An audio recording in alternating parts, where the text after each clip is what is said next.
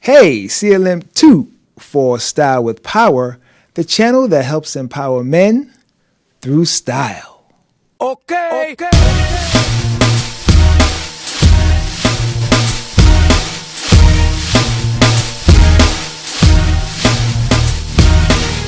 If you're into videos that talks about style, that talks about fashion, that talks about empowerment, and it talks about mindset, well, this is the channel for you. So don't forget, hit that subscribe button, hit the like button, and hit the little notification bell so you'll know every time we upload a video. Well, this past week has been a really sad week as we lost one of our young icons, Mr. Kobe Bryant. And as you can see, I'm wearing the Laker colors today, the purple and gold. And I also have one of my favorite sayings right here behind me, which is a great saying in which I knew that Kobe probably would love this saying. And to read it to you, it just says, "Refuse to accept anything but the very best, and you will very often get it." Refuse to accept anything but the very best, and you will very often get it. When the news came through, we were so shocked, we didn't even believe it.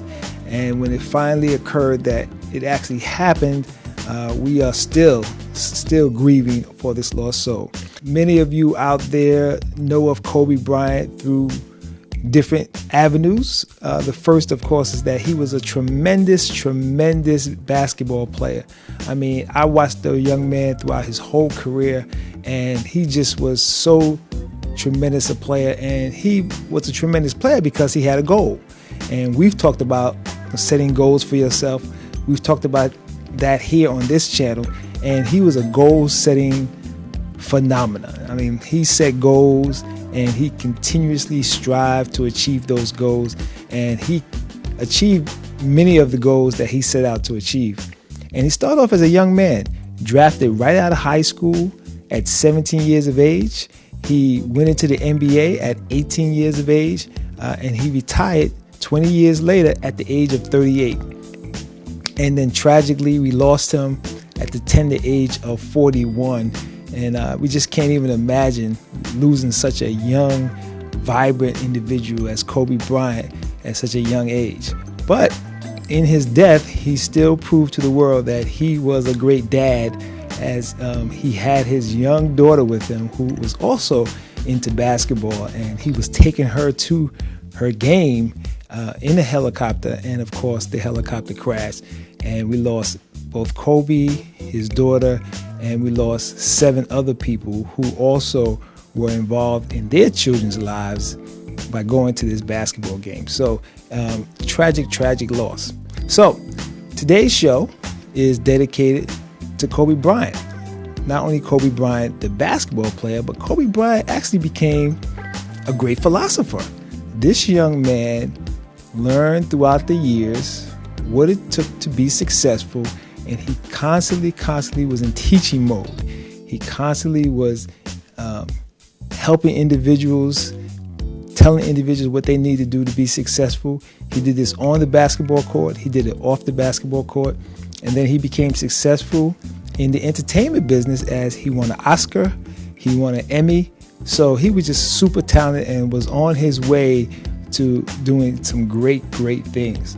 And, he loved his daughters. As you can see from some of the pictures that they've been showing, he was a father who loved his daughters. He had 4 daughters, which is fantastic. And he said he was a daughter daddy. He was a daughter daddy. He loved his daughters. So he constantly gave out advice. He constantly was looking to help people. And he loved his daughters and he loved his wife. And he was a great father. So we lost a great one. So what I'm going to do on this show is just show you some snippets of Kobe Bryant. And we're going to listen to some Kobeisms. I like to call them Kobeisms because he was a philosopher at such a young age. So we'll listen to some of those, and once we go through that, we'll be right back. Tell me how important Phil Jackson was to the evolution of Kobe. When he came here, everything changed for me and how I viewed the game. To that point, I've really thought about the game from a tactical perspective and executing and fundamentals and training, right? The surface things.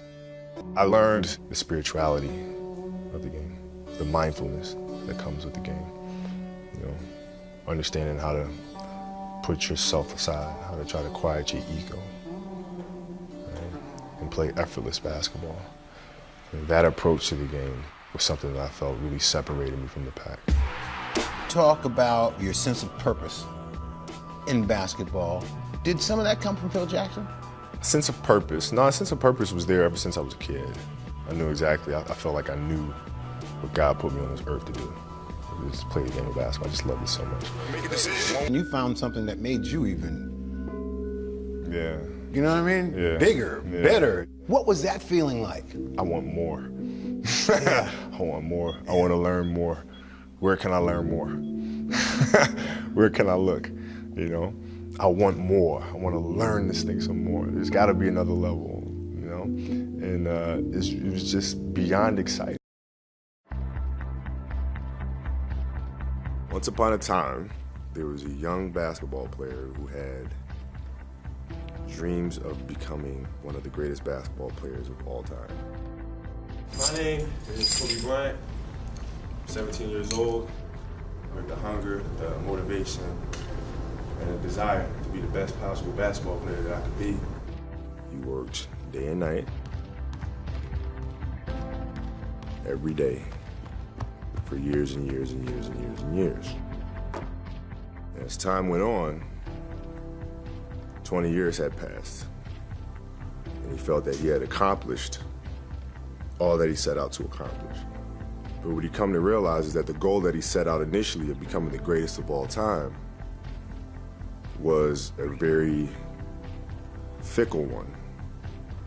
And what he realized that the most important thing in life is how your career moves and touches those around you and how it carries forward to the next generation. But he realized that's what makes true greatness. Well, the story would be about transformation of a kid looking inwardly to then growing up and understanding the importance and the power is looking outward. It's a great feeling to know that you set a goal for yourself and you were able to reach that goal and to knock it down. If I had the power to turn back time, I would never use it. I don't think about it. Because then every moment that you go through means absolutely nothing, but you can always go back and do it again. So it loses its flavor, it loses its beauty. When things are final and you know moments won't ever come again. To be able to have the power to go back and re-experience those things it's silly to me. When you take that jersey off for the final time, how do you think you're going to feel? Very at peace with it, and I'm very thankful, you know, for the 20 years that I've had, and you know, ready to go.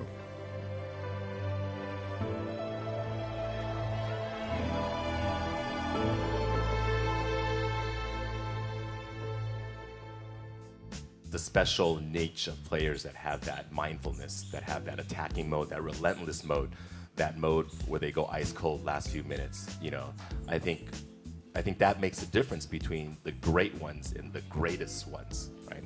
Yeah, you know, it's funny. Like, to me, the mentality is a really simple one in the sense that the confidence comes from preparation. You know, so when the game's on the line, I'm not asking myself to do something that I haven't done thousands of times before, right? So when I prepare, I know what I'm capable of doing, I know what I'm comfortable doing, and I know what I'm not comfortable doing. You know, right? And so in those moments, if it looks like I'm ice cold or not nervous, it's because I've done it thousands of times before. So it's one more time. Now, talk about the development of the Mamba mentality, the pillars, the 5 pillars of this Mamba mentality, and then we'll kind of break it down. Well, I mean, overall, you know, the idea is a very simple one. And, you know, the Mamba mentality simply means trying to be the best version of yourself. That's what the mentality means. It means every day, you you're trying to become better. You know, what is that? Is there a moment where you can define your passion for the game, or was it just something accumulated over time? Well, I mean, you know, the passion came from the love for the game. You know, I loved everything about it, like the smell of the ball. You love the smell of the ball? Yes, the ball. You know, the smell of like brand new sneakers and like the sound the ball makes when it hits the ground. Sneakers in the gym. Sneakers squeaking. Yeah, the ball going through the net. Like all those things I love. And so the passion comes from that, because once you have that love, you just want to be a part of this thing all the time. Everything I've learned from the game of basketball, I've carried it over into life. You know, like basketball's helped me be a better person, a better friend, a better How so? father. Well, because there's life lessons that are within the game, like communication, like unselfishness, like attention to detail, and empathy and compassion. Like all those things are in the game. And if your job is to try to be the best basketball player you can be, right? To do that, you have to practice, you have to train, right? You want to train as much as you can, as often as you can. So if you get up at 10 in the morning, train at 11, right? 12, say 12, train at 12, train for 2 hours, 12 to 2. You have to let your body recover. So you eat, recover, whatever. You get back out, you train, start training again at 6. Train from 6 to 8, right? And now you go home, you shower, you eat dinner, you go to bed, you wake up, you do it again, right? Those are 2 sessions. Right? Now imagine you wake up at 3, you train at 4. You go 4 to 6, come home, breakfast, relax, blah, blah, blah. Now you're back at it again, 9 to 11, right? You relax, and now all of a sudden you're back at it again, 2 to 4, and now you're back at it again, 7 to 9. Look how much more training I have done by simply starting at 4, right? And so now you do that, and as the years go on, the separation that you have with your competitors and your peers just grows larger and larger and larger and larger and larger. And by year 5 or 6, doesn't matter what kind of work they do in the summer, they're never going to catch up because they're 5 years behind. Right? So it makes sense to get up and start your day early because you can get more work in.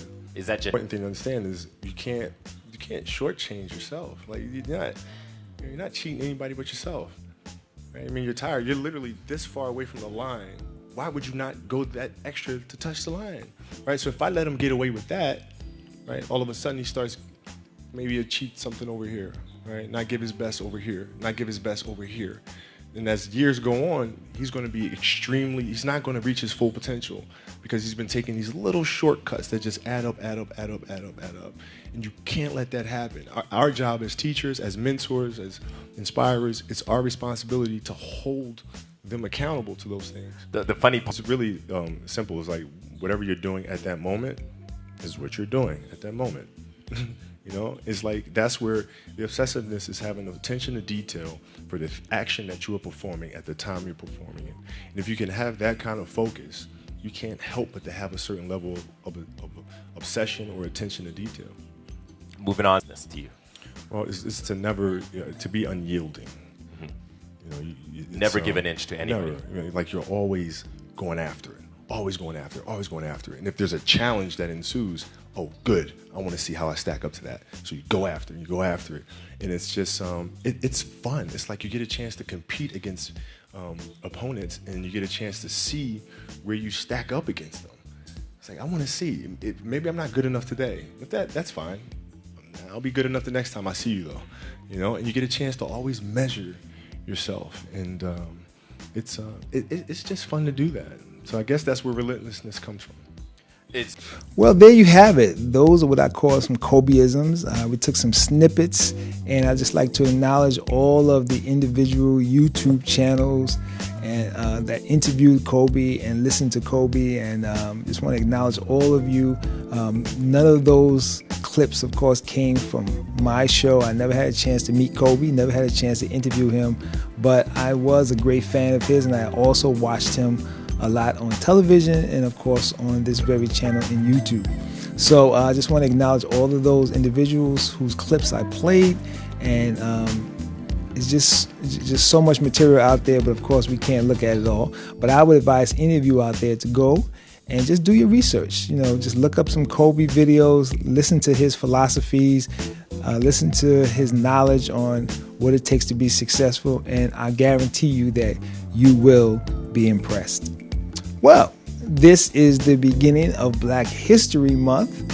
And of course, a couple of weeks ago, I did a segment on Martin Luther King and Black Wall Street, which was for Martin Luther King's birthday, which was January 15th. And we will be doing some more things for Black History Month this month. But just want to acknowledge that it is Black History Month. So for those of you who don't know your Black history, I encourage you to go out there and do your research. Also in the month of February, of course, it's Valentine's Day. So Valentine's Day is coming up in 2 weeks. And we are actually involved in sponsoring a show for Valentine's Day. I'm going to be featuring one of our great young artists who I've been pushing. His name is Adam the Next. And we would love for you to come out. He's giving a concert in the Bronx at Bronx Community College. And that's 2155 University Avenue. You can come on out. It's a free show. Just come out. See Adam the Next in concert as I show you a few snippets of what he does live in concert.